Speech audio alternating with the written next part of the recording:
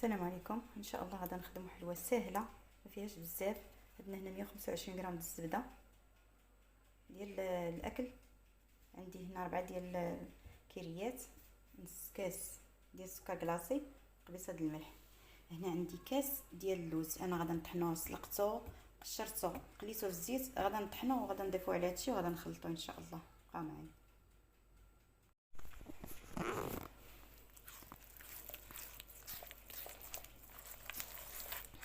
كاس طحنتو ها هو، غنخلطو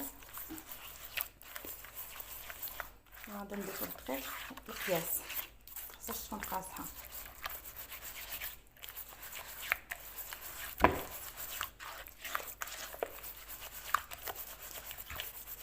هذه حلوه ديال الفرماج الزبده، كنخدمها عادي، ولكن دابا ضفنا لها هذه الاضافه ديال اللوز.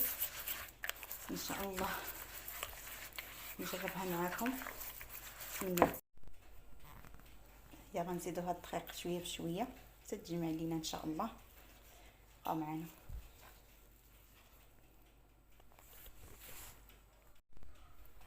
جينا ها هي رطبه، مخصهاش تكون قاصحه. غادا نروليها، نديرها قطبان ونقطعها بالموس، نحطها في اللاطه، ندخلها الفران طيب، ومنين تخرج نفندها السكر كلاصي. غندخلها الفران ان شاء الله طيب. ملي تخرج غندير لها السكر كلاصي ان شاء الله.